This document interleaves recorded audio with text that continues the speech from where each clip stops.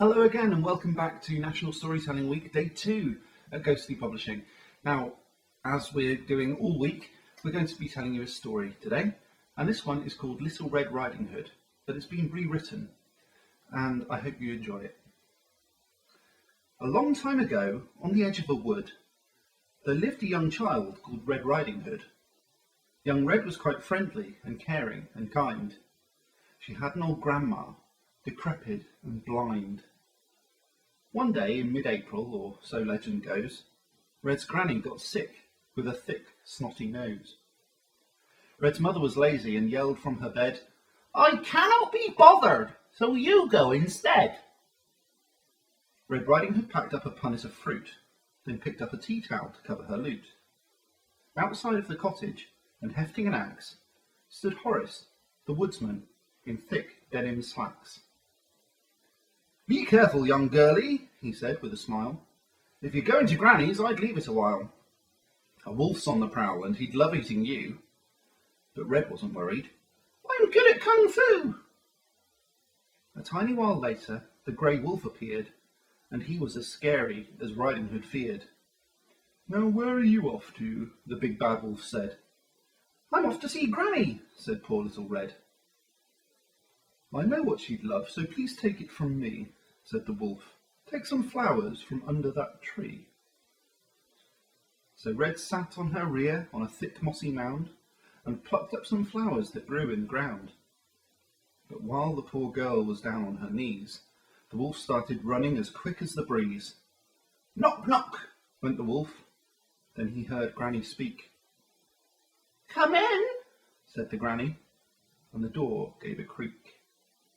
The wolf paused a moment, then entered the room. But the Gran with a shotgun took aim and then boom! The wolf ran around with some hair off his tail, with a scream and a shout and a howl and a wail. He growled and he turned, and with one mighty jump, he disarmed the Granny with his stubbly stump. He growled and he howled, and then finally he gobbled up poor little Granny for tea. A little while later, Red opened the door, which sported a hole from the gunshot before. "Oh, Granny," said Red, as she walked to the bed. But it was the wolf who was dressed up instead. "Your eyes look dilated, enormous and wide." But it was the wolf with her Granny inside. "My eyes are this big so that I can see you," said the wolf as he thought of Red Riding Hood stew. "But look at your hands, they are covered in hair." Then Little Red Riding Hood started to stare. "They're better to hug you with," Big Bad Wolf said, while dreaming of chewing on poor little Red.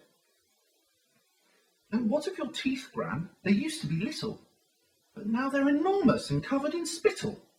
"The better to eat you with," Big Bad Wolf said. Then he pulled back the covers and leapt out of bed. Then Red threw her limbs with a kick and a punch, and her foot hit the wolf in the rear with a crunch.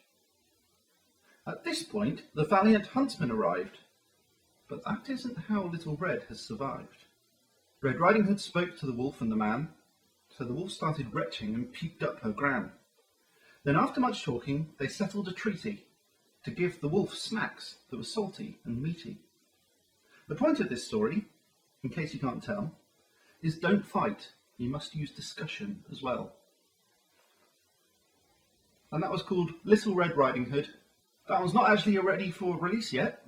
We still have to do a bit of polishing. But as soon as it is, that's going to be available on the Ghostly Publishing website. Hopefully by about September. Thanks very much for watching. Hope you enjoyed it. Tune in again tomorrow for another story for National Storytelling Week from Ghostly Publishing. Thanks for watching.